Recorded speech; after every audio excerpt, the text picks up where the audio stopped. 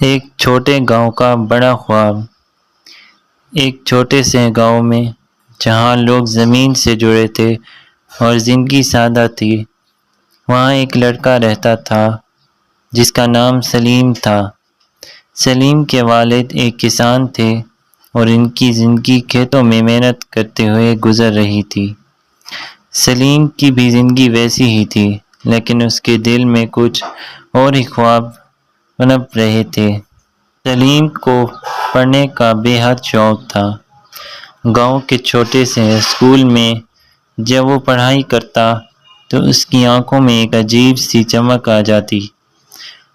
اس کا دل کرتا تھا کہ وہ بڑے شہروں کی زندگی کو دیکھے، جدید علوم سیکھے اور دنیا میں اپنا نام پیدا کرے۔ ایک دن جب سلیم اپنے والد کے ساتھ کھیت میں کام کر رہا تھا، اس نے اپنے والد سے کہا، ابا میں شہر جا کر پڑھنا چاہتا ہوں۔ میں چاہتا ہوں کہ میں بھی کچھ بن سکوں جیسے شہر کے لوگ بنتے ہیں۔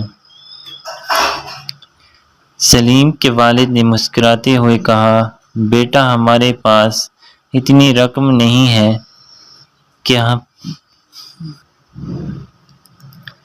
سلیم کے والد نے مسکراتے ہوئے کہا، بیٹا ہمارے پاس اتنی رقم نہیں کہ تمہیں شہر بھیج سکیں، لیکن اگر تم واقعی یہ کرنا چاہتے ہو تو محنت سے پیچھے نہ ہٹنا۔ سلیم کے دل میں اپنے والد کی باتیں بس گئیں۔ اس نے دن رات محنت کی اور اپنی تعلیم مکمل کی۔ وہ گاؤں کا سب سے ذہین طالب علم بن گیا۔ ایک دن گاؤں کے بزرگوں نے فیصلہ کیا کہ وہ سلیم کی مدد کریں گے تاکہ وہ اپنے خواب پورا کر سکے۔ گاؤں کے لوگوں نے مل کر سلیم کے شہر جانے کے لیے پیسے جمع کیے اور اسے وہاں بھیجا۔ شہر کی زندگی سلیم کے لیے بالکل نئی تھی، لیکن اس نے کبھی ہمت نہ ہاری۔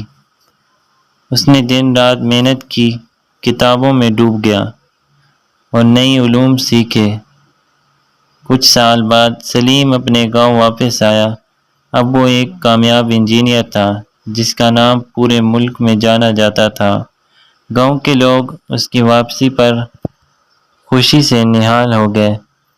سلیم نے گاؤں کے لیے ایک نیا اسکول بنوایا جہاں بچے جدید علوم سیکھ سکیں۔ سلیم نے اپنے گاؤں کے لوگوں کو ثابت کر دیا کہ اگر آپ کے پاس حوصلہ اور محنت کرنے کا جذبہ ہو تو کوئی خواب بڑا نہیں ہوتا۔ یوں ایک چھوٹے سے گاؤں کا یہ لڑکا جس کے خواب بڑے تھے، اپنے خوابوں کو حقیقت میں بدل کر اپنے گاؤں کی قسمت بھی بدل گیا۔